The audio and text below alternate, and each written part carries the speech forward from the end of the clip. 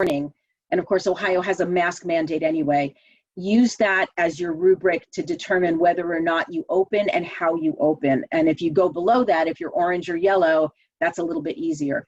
And the reason for this is twofold. Sessions are struggling with trying to figure out what data to use, and they're going to lots of different sites and lots of different places, so the numbers all look different. And they're having a hard time justifying it. Even within sessions, you're all experiencing this too. You have a range of belief about what to do. There's people pounding on the table saying, but we have to go back. The Catholics across the street are back. All the way to, oh my gosh, I'm not going back till there's a vaccine. And so even within sessions, you're struggling with that. And session, of course, owns the responsibility to determine what the building use looks like. So give them a central point. And Dee, Sherry, I can send you a couple of databases where you can go county by county and it will sort of do the same thing. That's really, really helpful, because then it's not up to the session to make a medical or a scientific determination. The other reason that helps is it takes the pastor off the hot seat, because ultimately, regardless of what decision you make, it's session that has to police it. I have a little tiny congregation, because we go all the way out to the edge of Appalachia. So it's 20 people and literally 2 families in the church of the 20 people. So you can imagine that the session is made up of members of 2 families. One family is there, socially distanced, masked on. The other one walks in en masse, sits around wherever they want, no masks.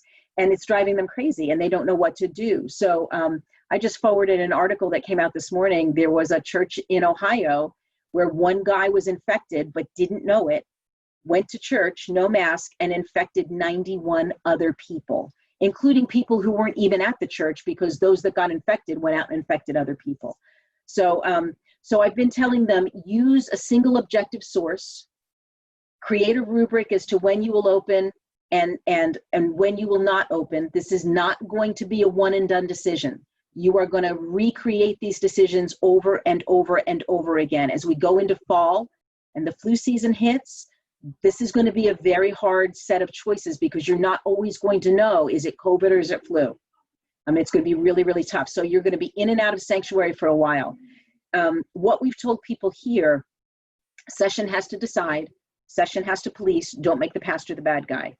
If you're back in, and what we found, I've only got about maybe 15–20% of my churches are back.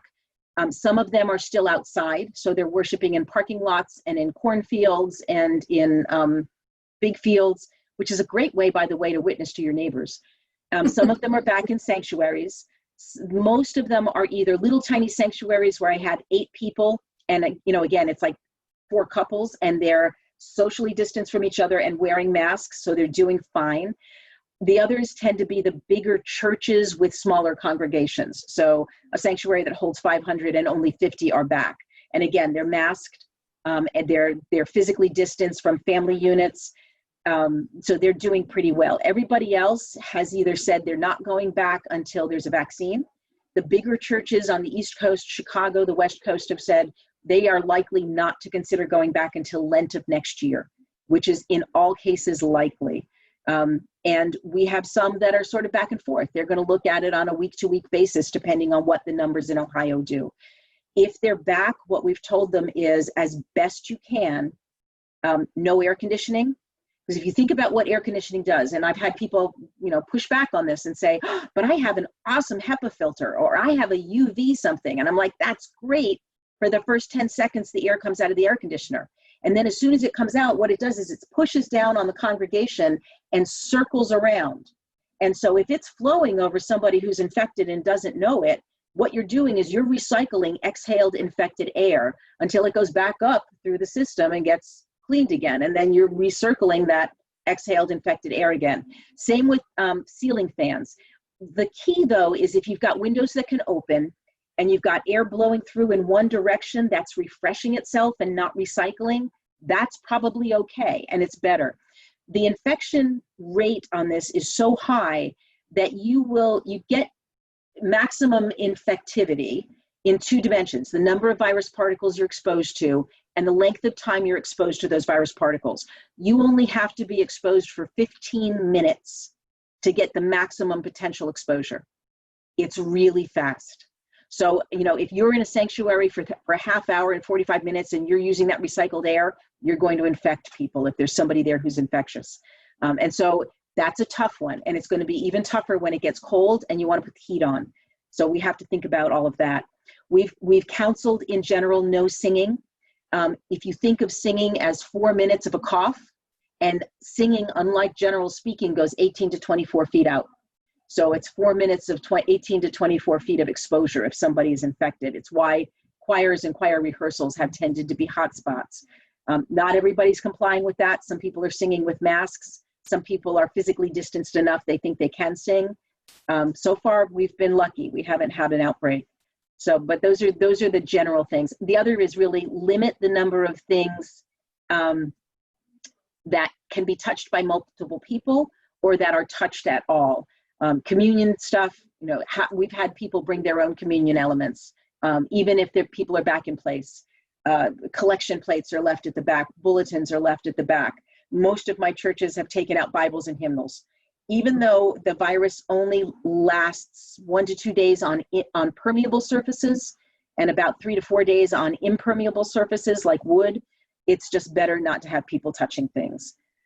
I saw the question about ceiling fans. Yeah, if you don't have fresh air to accompany the ceiling fans, I would recommend against it, because again, all you're doing is recycling the local air. However, a couple of our churches have gotten clever. What they've done is they put the air conditioning on before the service starts and then turn it off for the hour of the service.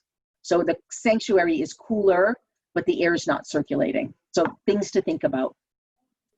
Thank you, Lisa. One other piece that I just want to take this moment to suggest, COM has been calling all the churches, checking in with them, I know the Presbytery staff has as well.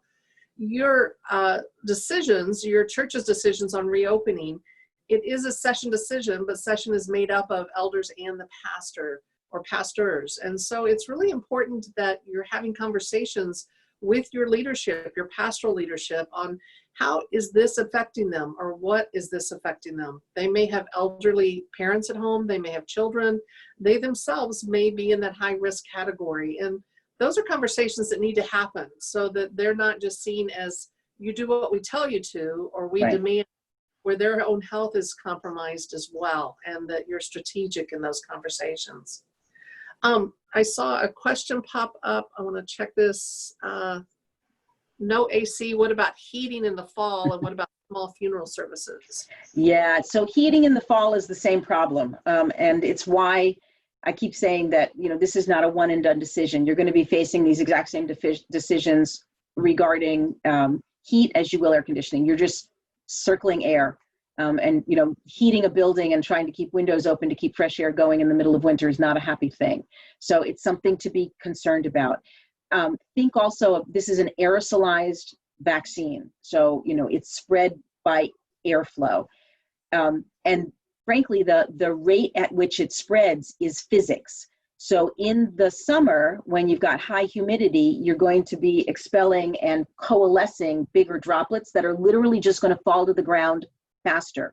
In a heated, non-humid atmosphere, those particles are going to go farther because they're not going to coalesce. So it really is just simple physics. The weight of the particles is so much lighter that they're actually going to go farther. So it actually gets a little bit more infectious when you've got unhumidified heated air as opposed to humid, somewhat cooled air or humid hot air. Small funerals, it's like anything, small weddings, small gatherings.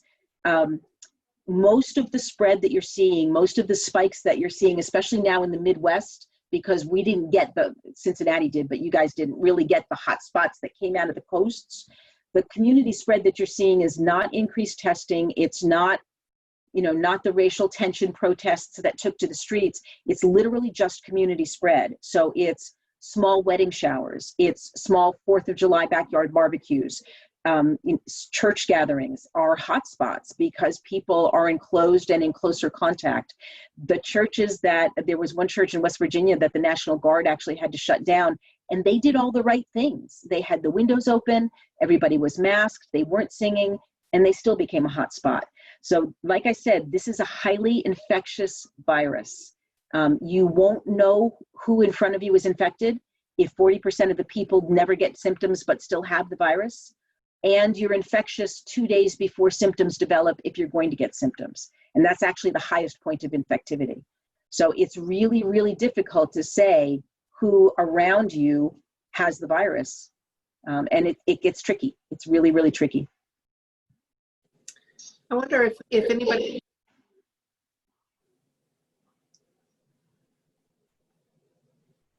Yeah, and so I saw the thing about the pastor. I actually have a pastor who is also immunocompromised and another one who has really bad asthma. And in both cases, I've gone and sat with the session as they've deliberated going back. And I will say I'm proud of both sessions. They basically turned to the pastor and said, if you can't be here, we're not going back. We're going to keep doing it virtually. We've actually, one of the other things we've done, because our COM has been checking in crazy frequently too, we've actually gone back and reconfigured our pulpit supply list as to those people who are willing to either go back in person and or even go back into a sanctuary to do a virtual.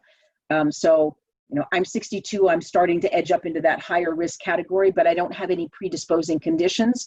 So I'd rather put myself in the pulpit than pull in somebody from pulpit supply. But we've gone ahead and really just completely redone the pulpit supply list so that if a pastor gets ill, which is something else you have to think about, how do you supply the congregation? The other thing, and I know Dee and Sherry know this, you know, there are entire services and certainly sermons online that are available from other sources. Our Synod exec did one with people from around the Synod. And so if you want to go on Synod of Covenant, you can pick that out and use it. Any of your congregations can use it. And they can use just the sermon or the whole service. Cindy Coleman in Boston did a couple. There are a bunch of them floating around. So there's lots of ways to supply. Yes, in fact, Lisa, great intro, and thank you for letting us be able to promote. We actually have, over the month of July and August, all of worship is taken care of. With Cindy starting July 3rd, July 5th, it continued both our Synod executives, our presbytery staff, and certain churches that have said we will have everything ready. So that's in our Heartland Connections. It goes out every week.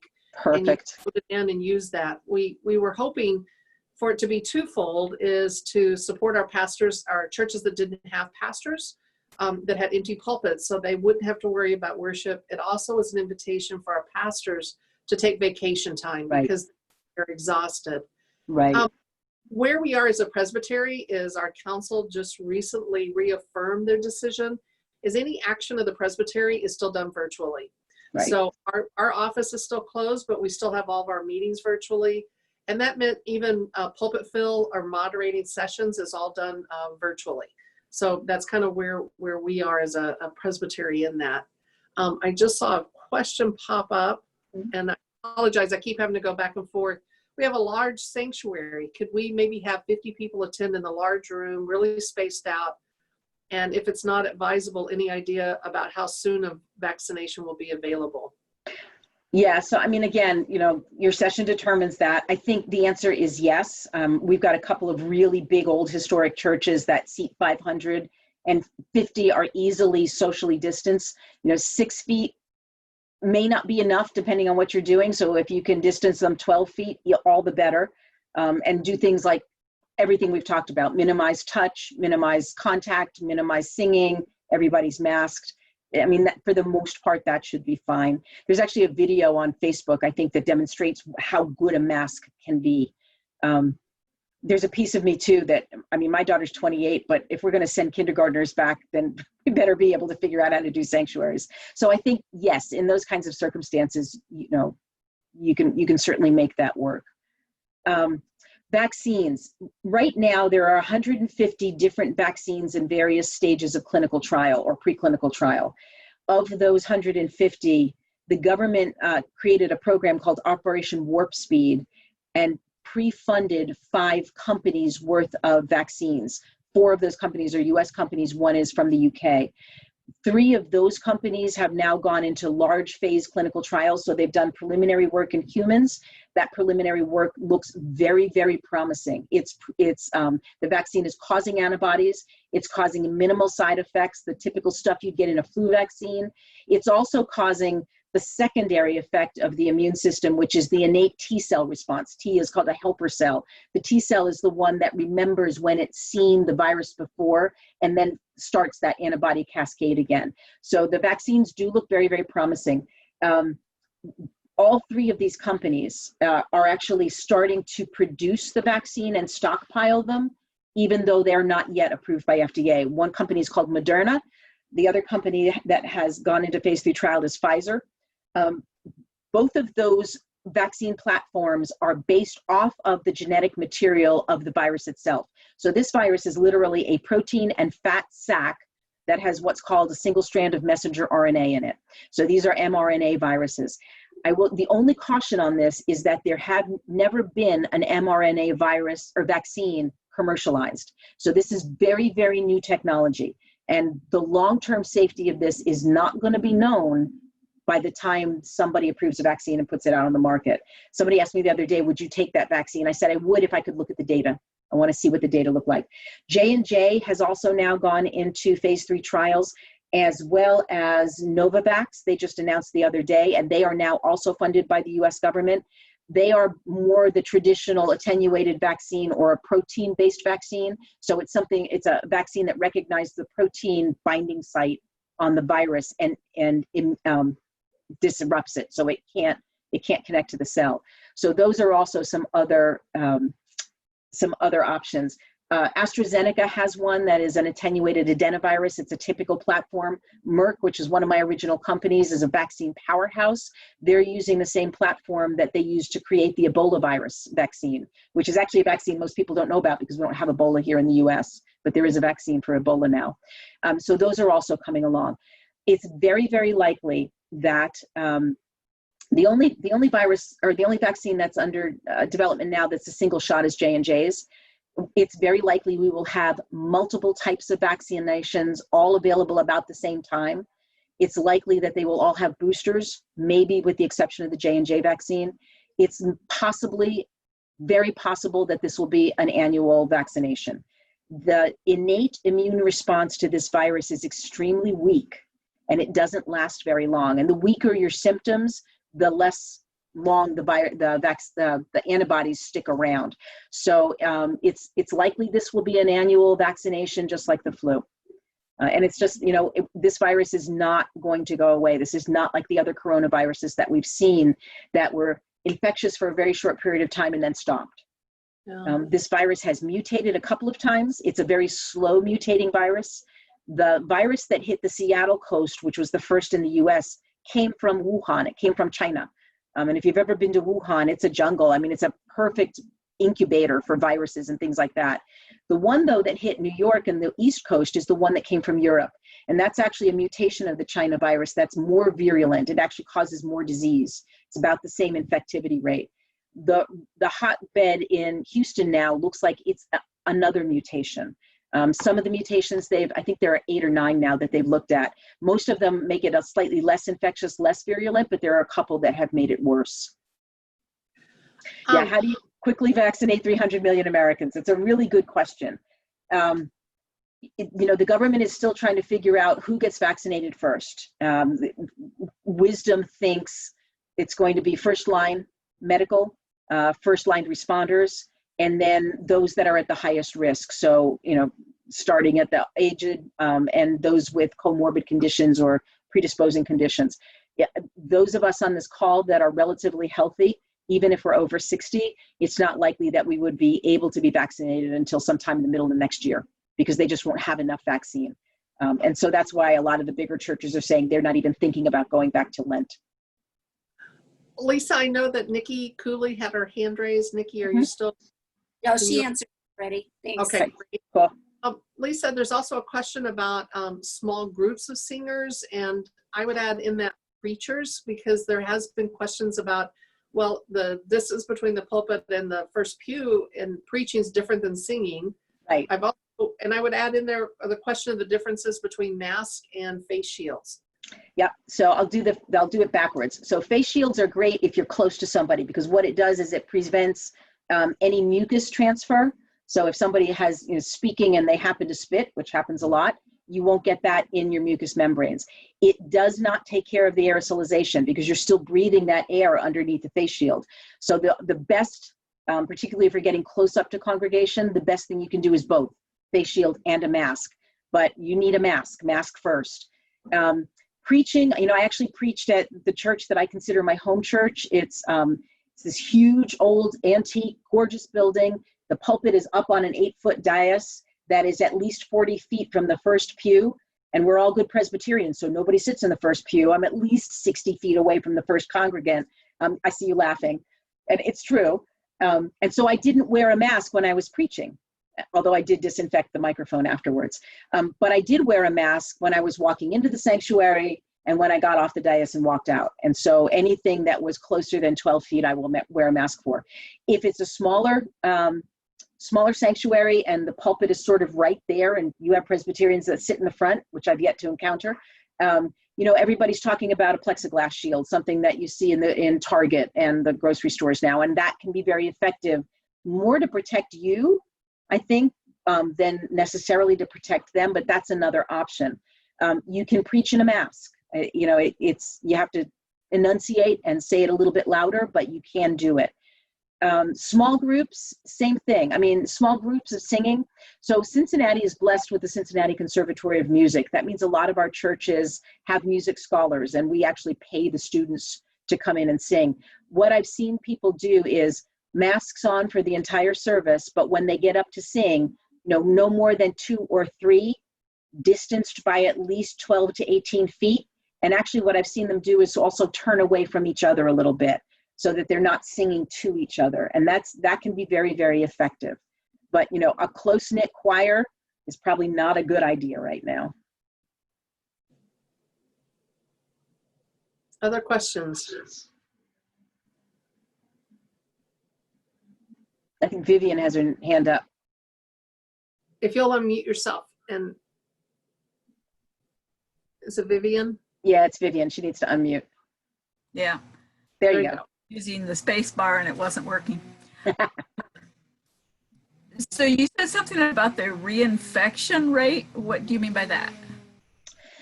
So reinfection is for those who have been infected and maybe had very, very mild symptoms.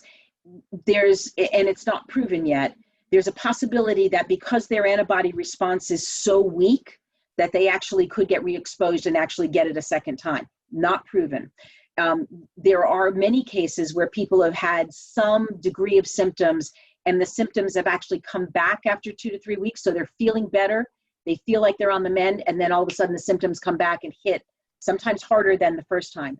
The rate that you will see published is one of the rates of discernment about how much of a hot spot you're currently sitting in. It's called an R factor. And it means essentially the number of people on average that a single individual will infect. If the R value is less than 1, it means the virus is spreading, but very, very slowly. And that's a very good sign. If the R factor is over 1, it means it's spreading more rapidly. When this hit New York, the R factor was 4.5, which means if I was infected, I would on average infect 4.5 people, and then they would go off and infect 4.5 people. And so it goes skyrocketing exponential immediately, which is why you get the hot spots that you get. Marcus has his hand raised. And Marcus, if you can unmute yourself. I might have kind of not been paying total attention in the beginning or gotten lost in the beginning when you were talking about the data and the metrics and the trust that or the responsibility that that the pastor in session filters data through. And so my question would be if you could kind of just touch on that a little bit again and help us understand where this kind of, for lack of a better word, source of truth may be found. Because if there, what I'm speaking particularly about is the difference of data between CDC and HHS, and about guidelines as they change when filtered through the administration versus direct through CDC. Yeah. And how we can decide or discern which truth we listen to. And I heard your point about coming up with a metric, a value. I think it was D. Cooper asking that question about what is that metric that we should hold fast to. And I don't think I heard it in the response, but like I said, I might have just been daydreaming about all the amazing things you're talking about. So if you could touch on that, I'd appreciate it. I just love being a harbinger of joy on calls like this. So, I will actually, I'll put it in the chat. There are a couple of websites. CDC is a great source. CDC, actually, if you go on the website, they have county by county data. And I can get into parts of CDC that you can't get into. So I can get other data. The difficult part of this is that there are so many sources of data that trying to reconcile them will give you the biggest headache you've ever had in your life, because they're all reporting at slightly different cutoff times. You know, one might be reporting at 9 o'clock in the morning, the other one reported yesterday's data. You can't reconcile them. So my advice is pick one and use that one. And actually one of the best, and I will put it in the chat, it's called COVID Act Now. You can get data county by county, but sort of like what Governor DeWine has done, it takes into account 4 different aspects of the virus. So what's the rate of new cases that you see on a day-by-day basis? What's the R value? What's the ICU utilization? So what happens if you get a spike? Are you going to have a massive hit on your healthcare? And I can't remember what the 4th one is, but there's a 4th one in there too. And so they also have a color-coded system. It gives you a single, objective, outside source that is going to be consistent day to day in the way that they report it. And if you use that single kind of source, then your session can say, hey, COVID Act Now says we're red. This is the decision we're going to make on the back of the fact that we're red.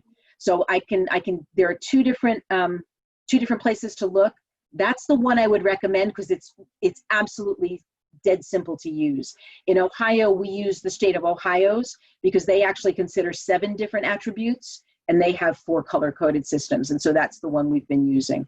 I don't have that available for Indiana or Kentucky churches. So we use those state churches or we use the COVID Act Now one.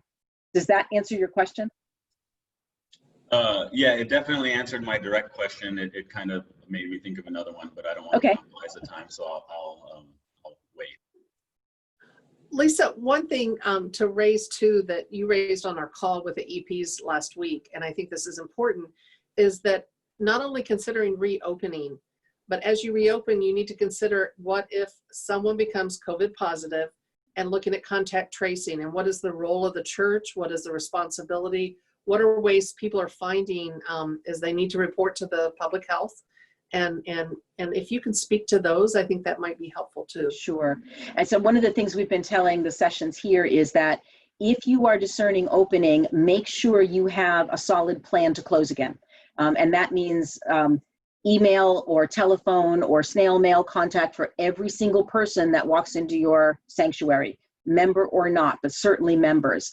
Websites, Facebook, all of that. If you've got to close, everybody needs to know it immediately.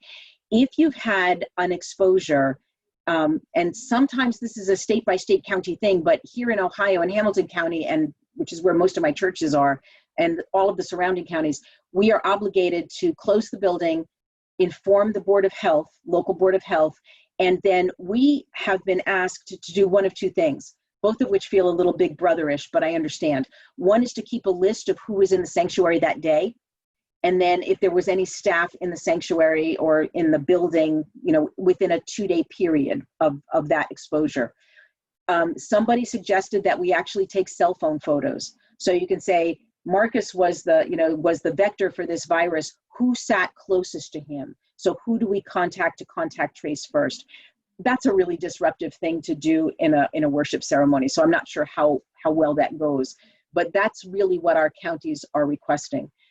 The other thing that we've told our sessions, so that you don't have to contact trace the whole building, depending on how big your building is, try and limit accessibility to any other part of the building except the sanctuary. Maybe a bathroom or 2, but really watch that. And, I've even had churches mark off 6 feet on the hallway that leads to the bathroom, and they have one person go in at a time, and that one person has to disinfect anything that was touched before they leave. It feels like overkill, but it really, at this point, especially if your county is spiking, it isn't. We've had churches that had, rabbit warrens of Sunday school classrooms in the basement and a huge kitchen and a fellowship hall. And all of that is off limits to anybody except essential staff. So, and, like Dee, I'm in my office today because I've got a new office manager coming in this week, but most of the time we're closed too. Sherry has a question. I do. Thanks, Lisa, for all this great Hey, information. Sherry? I am wondering about the disinfecting piece, and maybe you just have a site you can recommend. What is the best way to disinfect? I know our hand sanitizers and all that, but I'm trying to picture a sanctuary or, I don't know, your home or whatever. Yeah, it's a good question. And you don't want to use Clorox wipes on the antique wooden benches, so you've got to be careful about it. This is actually best disrupted by soap and warm water. It is a sack of fat. It really is. And so, 20 seconds, all the things that you've been taught, 20 seconds vigorous rubbing with warm water and soap is probably the best thing you can do. If you've got hard surfaces that will take it, a bleach base cleaner will do wonderful. Anything that disrupts fat, vinegar will do it. White vinegar is a wonderful disinfectant. When you've got wood and things like that, like I said before, most studies have shown the virus only lasts 3 to 4 days on non-permeable substances. Like wood is a little bit permeable, but not very.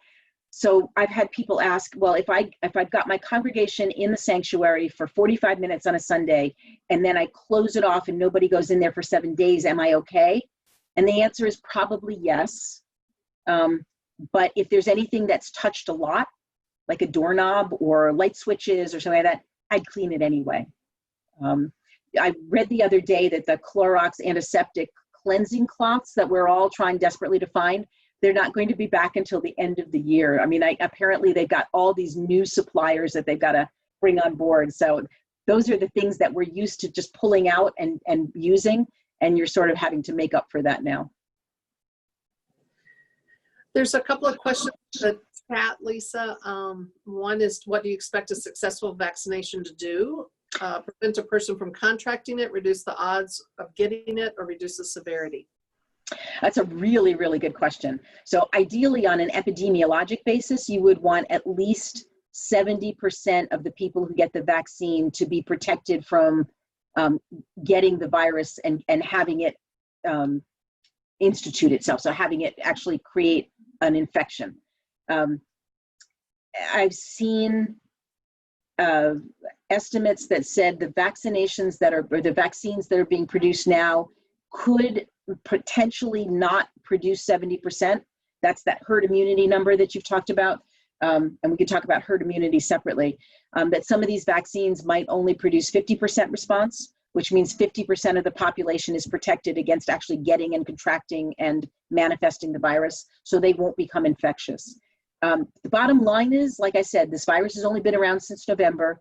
This one is quirky. It's not a happy one. It's a really infectious virus. It's doing things in the body that most of us are just shocked by. And so it's really hard to tell. Part of the reason you get an annual flu vaccine is because it's a different flu strain every year.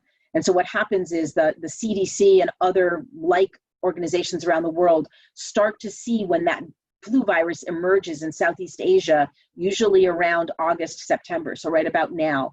And they'll track it, and then they'll inform the pharmaceutical companies, here's the flu strains we see, and then the pharmaceutical companies will make vaccines against that flu strain.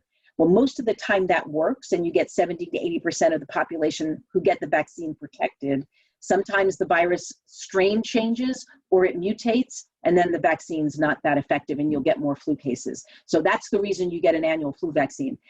This one is likely to be annual, not so much because it's going to mutate or morph, but because the innate immune response appears to be really, really weak for some reason. So we'll see if the body's innate immune system can make up for the fact that the antibody response is so weak. So the question really around what you expect from a vaccine from an epidemiologic standpoint is what percent of the population is protected from getting the virus, from actually having the virus manifest itself.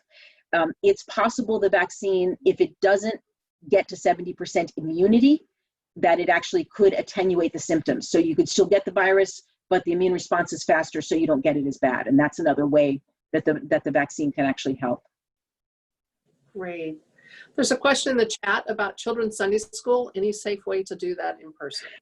Virtually. And there's a whole bunch of stuff that's emerging. I mean, and again, this is a tough one because different governments, and I'm not making a political statement here, but if our federal government had allowed CDC to run the guidance, this would have been a very different beast, I think. In fact, instead what happened, the federal government sort of cut the legs out from underneath CDC, which means international information exchange is harder, but it also meant that it's up to each state government. And they've been all over the place, which is why you're getting hot spots in Louisiana and different places again. So there are different state mandates in terms of who's going back to school. And, you know, if you're back in a sanctuary and you've got a congregation that has young kids, you're going to need to do something because you don't want them running around the sanctuary either. Little kids are not really good at physically distancing. They don't understand why they can't go hug Aunt D, you know, and that's what they've always done. I would go with whatever your state guidance is on schools. If they're mandating masks, you mandate masks. Even though churches are exempt from the state mandates, I would do it anyway. And again, it gives you an opportunity to point to a third-party objective decider to say, we're going to go with the state recommendation. So if the schools are masking, go ahead and mask. If you can distance them by 6 feet, distance them by 6 feet. If you're used to using things that the kids can play with and manipulate, try to minimize that or find a way to really disinfect it every time they do. You know, it's not going to be what they're used to. In the same way, an on-site worship service is not going to be what you're used to. It's all changed. But I would follow the state mandates for school. We have shared, some of our other colleagues have done some very comical videos of what it looked like to go back. Ryan Landino, yeah. I want to raise the awareness too, because we've got a mixture of elders and pastors on this call, is it's also, there's a piece of thinking, well, we'll go back and do a hybrid version. But for a lot of pastors, what that is they're creating two separate worship services, because what you do for when you're live is very different than what you're doing virtually. And so if you're masked and things like that, it's increasing their workload. So it's again a sensitivity to your pastors to have those conversations of what is being expected if you're going to do the both and. Yeah, and you know, in this presbytery, we actually had a pastor come up with what has turned out to be a really insightful observation, as some of the congregations have gone back and they're doing hybrid. So they've got people in the pews and they're still doing virtual at the same time. The observation was made, and I'll give you an anecdote on this, that the worship, first of all, of course, has to honor God, but second, should be directed to the people who are virtual. Because first of all, if you make them feel like you've sent them to bed while the party's still going on downstairs, you'll lose them. And in fact, they're doing the better Christian witness by not coming in if they're not feeling well, if they're compromised, if they're uncomfortable. And so you want the worship service to be directed to them and the people in the pews to be witnesses to that. And it really has transformed the way our pastors have thought about what is essential to worship, and what is really important. And it's been really, really interesting to watch. So one of my home church, love it, ancient sanctuary, absolutely beautiful, has a gorgeous balcony where the organ is up there and the soundboard is up there. And when they were only virtual, they did Facebook Live, and it was this. I mean, it was the laptop in front of the pastor. And it was a little awkward because he'd had the soloist come in or the liturgist come in, but it worked. When they went back to hybrid, they put a camera up in the balcony. And so all you saw was this little tiny pastor down there. And I fed back and I'm like, I'm not watching anymore because I'm not part of the service. So it's just something to watch out for. Any other questions, folks?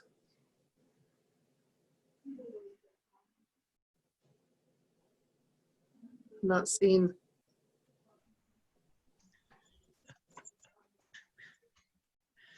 Let's see. It looks like Vivian has a question again. You feel unmute yourself, Vivian? Yeah, where do we find this video, the one that's being recorded?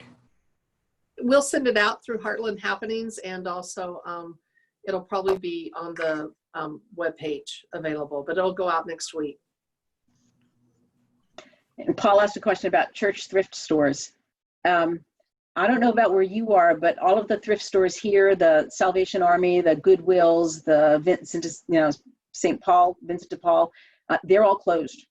They will accept donations. I have no idea how they're processing them, but they are absolutely closed because, again, it's a high touch, high breathe area, and that's a tough one.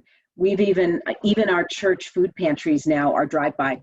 So we have churches that prepackage bags of food or lunches for kids because it's summer, and it's drive-by and literally drop it off to the driver. And that's the only way we've been doing that kind of work. The one thing we did do, downtown Cincinnati very early on in the pandemic released 250 prisoners from our prison is downtown. And all the restaurants were closed. All of the public restrooms were closed. Because the restaurants were closed and supply chains were disrupted, all but 2 of our food pantries also closed. And so we got half of the churches in the presbytery decided to join this. We actually ended up making about 20,000 sandwiches over an 8-week period and just dropping them off daily to this food pantry because they were servicing about 300 more people a day than they were used to. And so they would give them as much of a hot meal as they could, but then they would hand out these sandwiches to tide them over to the next day because the actual facility was closed. So things like that we've been able to do, but it is very light touch and really a pass-through kind of, or pass-on kind of mission. Lisa, I received a couple of questions sent privately. One is, as many Presbyterians have, and Kansas City has been a place of protests, is there a way to remain safe or to be careful in that as well, besides just wearing a mask, or is there recommendations from you of what would be wise? Yeah, we've had them too. And I've been down in the marches, and we actually have 2 or 3 now clergy and faith leader groups that come together and pray in various parts of the city. We're 7 hills, so we've surrounded the city and send 10 people here and 10 people there. I mean, it's all the same guidance, really. Wear a mask. If you can get a cloth mask and actually the best thing you can do, it's one of those hacks, get a cloth mask and cut out a piece of a vacuum cleaner bag. It's one of the best filters you can get, and stick it in the cloth mask. That'll make a fabulous mask for you. Be a part of the march, but stay distant from people that you don't know as best you can. Don't congregate too closely. Stay outside. If the march goes inside, that's a good place to get infected. If you're going in a group of people that you know, that you consider family, and I have a very broad definition of family, that's probably fine. People have said, well, can I go if I get tested? The problem with the tests right now, and I don't know how it is where you are, but right now in Ohio, getting the test and getting the results back is anywhere from 1 to 4 days. And because this infectivity is so high, you can get the test at 9 o'clock in the morning and be infected at 10 o'clock in the morning and not know it. And by the time you get the test result back that says you're negative, it's actually incorrect. There's a fairly, the tests that are being administered now are fairly precise, which is why it takes so long to get the results back. So there's actually a number of physicians now who have signed a petition that said, give me the dirty test. Give me the one that's like a pregnancy test, where if I blow on something and I dip it into something and it gives me a red line, it tells me immediately. Because even if it's got a high false positive rate, I'd rather that than have to wait 4 days and be infected in the meantime and not know it. So there's a whole movement afoot now to change it. I received another question privately, is address using heating in the fall and winter. You've done that some. I think it's the piece of recognizing your airflow and right. Right, as best you can. And that might be another where you do the same as we're doing with air conditioning. You heat the room for the 2 or 3 days before and turn off the fan so that you're not actually circulating air for the time that the people are in the sanctuary. And then when they leave, you turn it back on. Especially where you are, same here in Cincinnati, if it gets cold, you're worried about pipes. And so you don't want to just turn the heat off, but you want to make sure that there's not air circulating when people are congregated. And that really that's the best advice I can give you, whether it's air or heating. Don't circulate air. If you got to pre-chill it or preheat it, that's fine, but just don't have air circulating when they're together. Okay. Other questions? Yeah, I saw another one on chat. Yeah, if people are used to seeing the preacher up close on Facebook Live, they actually might sit in the front pew. You never know. It's a great idea. I can't tell you how many times I've threatened to rope off the back pews and say, oh, no, we're fixing those. Make them sit up front.